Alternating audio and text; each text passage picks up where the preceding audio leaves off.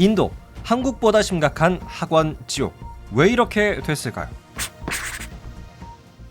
안녕하세요, 딩몬입니다. 오늘도 여러분과 함께 알아갈 수 있는 아주 재미난 이야기 또 준비해서 왔는데요. 신비로움이 가득한 나라죠. 인도의 이야기입니다.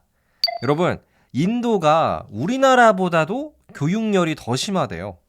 그러니까 진정한 학원 지옥은 대한민국이 아니라 인도에 있었다는 거예요. 예를 들어서요. 보통 우리나라의 평범한 가정은 월 소득, 한 달에 벌어들이는 돈의 한 7% 정도를 자녀들의 교육비로 사용을 한대요.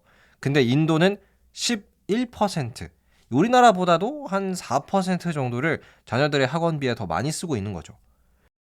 그리고 우리나라는 보통 이제 어머님들께서 아이들의 공부와 관련해서 열심히 하시지만 인도 같은 경우에는 어머니뿐만이 아니라 진짜 온 가정이 다 달라붙어서 할아버지, 할머니, 엄마, 아빠, 심지어는 친척들까지 정말 온 식구들이 붙어서 아이들의 교육에 열을 올린다고 해요.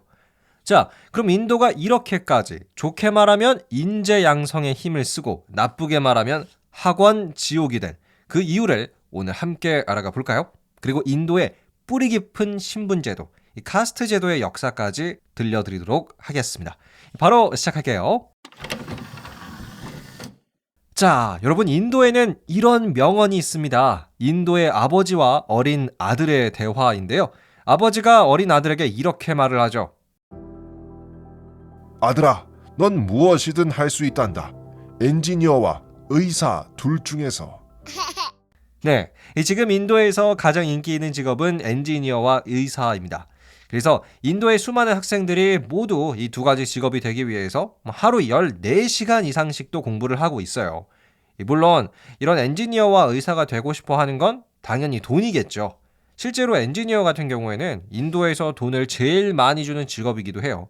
또 미국 같은 나라에서는 인도의 소프트웨어 엔지니어들을 고용을 할 때 보통 연봉 한 3억에서 4억 정도도 준대요. 이렇게 인도에서는 사실상 이런 엔지니어라든지 아니면 의사라든지 이 전문직이 되면 정말 출세길이 열려버리기 때문에 학생들은 어떻게 보면 집안을 일으키기 위해서 공부를 열심히 할 수밖에 없는 상황입니다. 그러니까 결론을 말씀드리면 인도가 이렇게까지 교육열이 높았던 이유는 대부분의 나라와 똑같이 성공 때문이었어요. 특히 인도에는요, 우리나라의 서울대 같은 학교가 하나가 있어요. 이름은 인도공과대학, 줄여서 ITT라고도 하는데요. 지금 구글 CEO가 참고로 여러분 인도 사람입니다. 선다 피차이인데요. 이분이 나온 대학교도 인도공과대학이에요. 그러니까 사실 인도에서 이 대학교에 붙는다는 것은 진짜 어디든 취업할 수 있는 일종의 프리패스가 생겨버리는 거예요. 그래서 인도 학생들이 길을 쓰고 이 대학교를 가려고 하죠. 2018년에 인도공과대학교의 모집 인원은 1만 8천 명 정도였어요. 아무래도 인구수가 있다 보니까 지원자를 많이 뽑기는 합니다.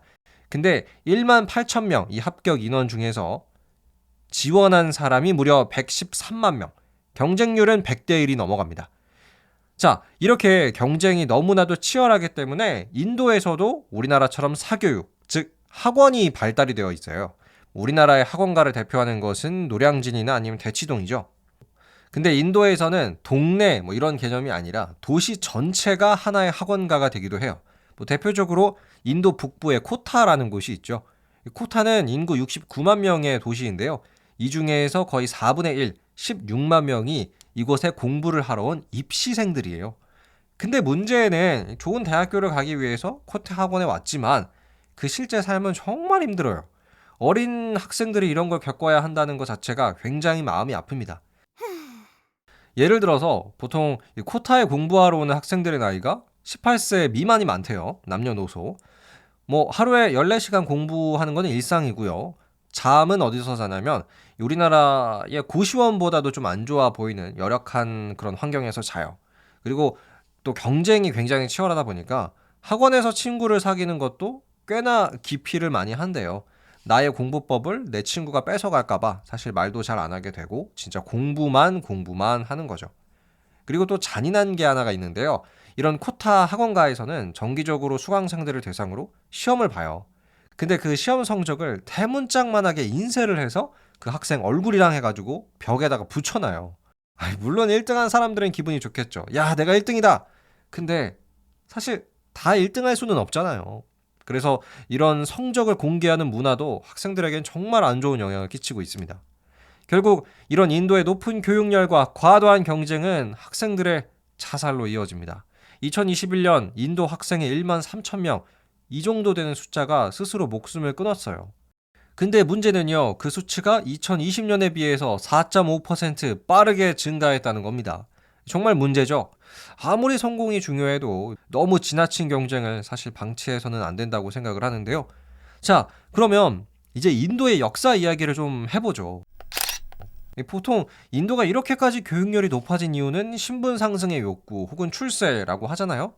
근데 사실 인도에는 아주 유명한 신분 제도가 있습니다. 오늘날까지도 어마어마한 영향을 끼치는 인도의 카스트 제도죠.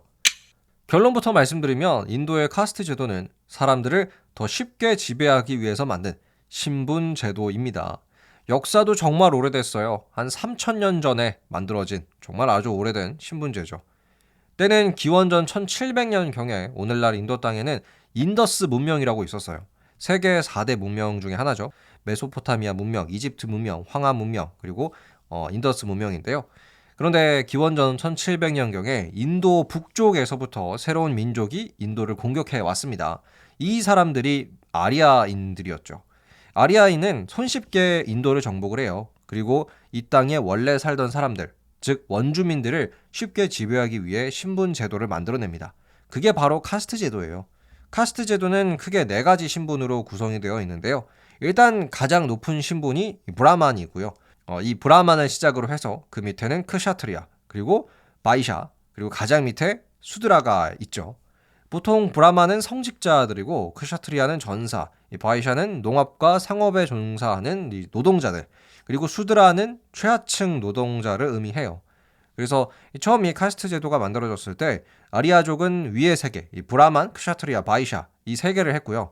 대다수의 원주민들, 원래부터 인도에 살고 있던 사람들은 수드라가 됐습니다. 자, 이렇게 기원전 1700년경에 만들어졌다라고 하는 카스트 제도는 인도에서 정말 오랜 세월 존재를 하게 돼요.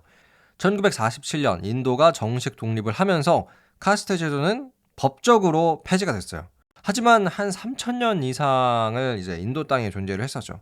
그래서 인도 공식적으로는 신분제가 없는 건 맞습니다만 아직도 그 잔재가 남아 있어요. 근데 이런 것과는 또 별개로 또 인도의 많은 사람들이 이 신분제도를 아예 뛰어넘고 출세를 하기 위해서 엄청난 공부를 하고 있습니다.